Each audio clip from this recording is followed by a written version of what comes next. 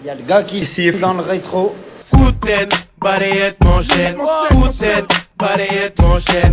En ce mois de janvier, les matchs se suivent, mais ne se ressemblent pas. Un arbitre généreux succède à un arbitre sévère.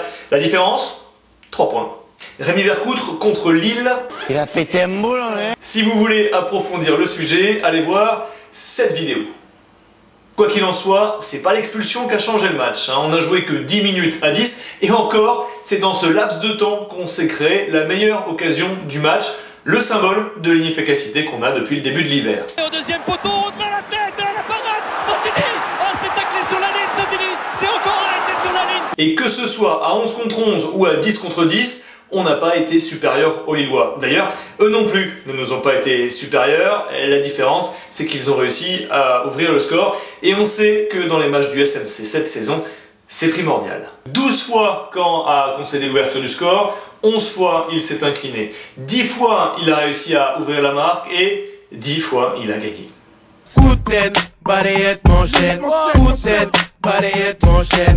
Contre Lille, j'ai vu une prestation collective, sans doute que vous aussi, assez faible. Je vais quand même distribuer quelques bons points à Fred Guibert, qui s'est retrouvé dans l'équipe type, à Vincent Bessa, à Alex Djikou et à Julien Ferré, contrairement à ce que beaucoup d'entre vous pensent.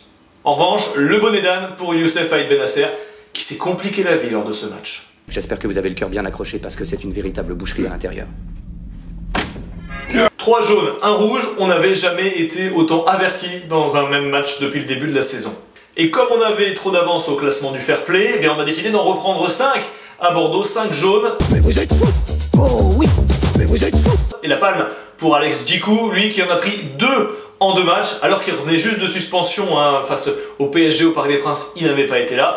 Maintenant, il va falloir qu'il passe 8 matchs sans prendre le moindre carton. Allez, moi je parie qu'il est suspendu avant la fin du mois de janvier. Foutaine, balayette, manchette. Foutaine, balayette, manchette. En Gironde, dans un stade aussi vide que le compte en banque d'une blogueuse mode à la fin des soldes, on a vu un match pas très joli. Peu d'occasions, une palanquée de fautes grossières et 2 équipes malades. C'est ça, je suis malade. Alors, on se dirigeait vers un sale 0-0 des familles, mais Ivan Santini l'a joué rusé. Vous voulez des scalpels à la place des coudes, tranchez dans le vif et videz vos adversaires de leur sang. Kerner est le maestro qu'il vous faut. Clac, coup de coude, un vrai combat de rue en ce moment. La Ligue 1, c'est la loi de la jungle. Tout le monde tape sur tout le monde. Le football, c'est devenu Street Fighter. Bref, sur le coup, Bordeaux peut quand même se sentir lésé. Jocelyn Gourvenec va se faire virer et il ne pardonnera jamais à Ivan Santini. Dans 15 ans, je vous le dis direct, ça va donner un fait divers sordide.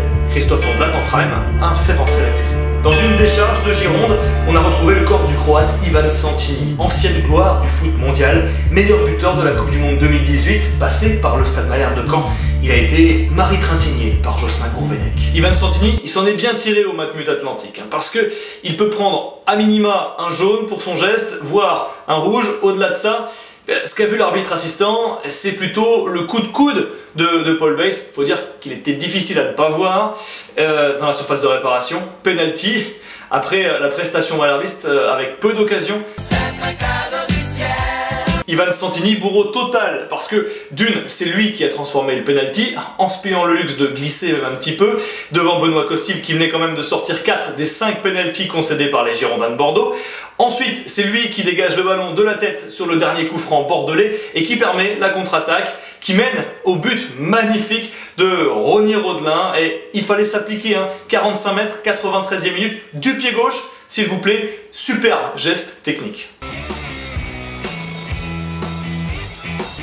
Une étoile filante dans mon champ de vision qui s'écrasa sur la terre. Bon, on est remonté au classement, on attend les Marseillais, les bras croisés, les pieds en éventail, tranquillement. Ils viennent juste de nous passer 10 buts lors des 2 dernières confrontations, mais nous, on craint de game. J'ai peur